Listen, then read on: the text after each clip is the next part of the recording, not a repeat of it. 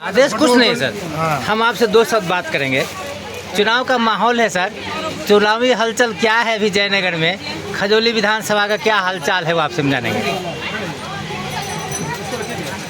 लोग बहुत जागरूक हैं जी, और बहुत उत्साह में हैं, लेकिन सबसे बड़ी बात है कि आज के दिन कौन व्यक्ति किसे वोट करेगा ये कोई नहीं समझ सकता। लोग इस मामले में बहुत सूझबूझ से करते हैं और जहां हित समझ में आता है वहां लोग अपनी वोटिंग करते हैं। लेकिन मुझे लगता है कि जो स्थिति बनी हुई है उसके अंदर और बार जो चुनाव होता था उससे ज़्यादा उत्साह आम चुनाव माने वोटर्स में है वोटिंग के लिए। मैं समझता हूं कि वोटिंग तो पहले से बहुत ज़्यादा इस बार होगी जी। और माहौल अच्छा है, सभी लोग प्रयास कर रहे हैं, डोर टू डोर लोग माने संपर्क कर रहे हैं प्रत्याशी। रिजल्ट तो यहाँ तो 8 गो कैंडिडेट है सर, जी, तो कितने लोग हैं मतलब रेस में।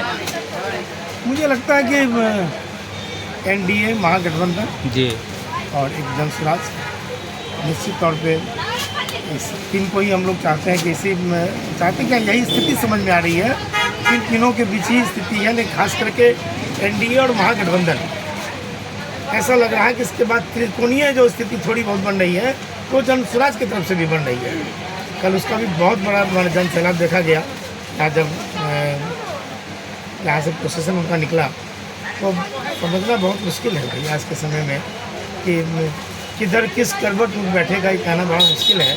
लेकिन जो कुछ भी है लड़ाई बहुत त्रिकोणीय तो कम दिखता है, मतलब आमना सामना गठबंधन में और क्या कहते हैं एनडीए में है। वो तो सीधे तौर पर नजर आते हैं। तो आप क्या चाहते हैं, किसकी सरकार बने, गठबंधन की कि एनडीए की। हम चाहते हैं कि जो भी सरकार बने विकास के कार्यों को करे, आम लोगों की सुरक्षा के कार्यों को करे, पूरे बिहार के हित में करे, चाहे सरकार किन्हीं की भी बने, लेकिन उनका उद्देश्य होना चाहिए एक आम आदमी के पक्ष में, जो वो सुरक्षित हो, व्यवस्थित हो, उनको रोजगार मिले, उनका व्यवसाय बढ़े, सुरक्षा मिले, जो मूलभूत ज़रूरतें हैं जीवन की उन सारी चीज़ों की सुविधा मिले। ये हम चाहते हैं हर सरकार से, जो कोई भी सरकार में आए। सर आपके वोट से कैंडिडेट जीत पाएगा? आपको पता है कि रेस में कौन है और आप उनको वोट देंगे तभी वो जीत पाएगा। हम एक आम वोटर हैं जी, और वोटर्स के ही वोटर से कोई जीतता है जी। मेरा कहना यह है कि आप दुरुपयोग तो नहीं करेंगे अपने वोट का, जानबूझ करके दुरुपयोग तो नहीं करेंगे आप। मैं समझता हूँ जगदीश बाबू, जो भी वोटर्स वोट करते हैं वो अपने तरीके से एनालिसिस करते हैं कि उनके लिए बेहतर कौन सी सरकार रहेगी, कौन सी पार्टी रहेगी, उस आधार पर वो वोटिंग करती है। आप ये नहीं कह सकते हैं किसी वोटर को कि वो अपने वोट का दुरुपयोग कर रहा है।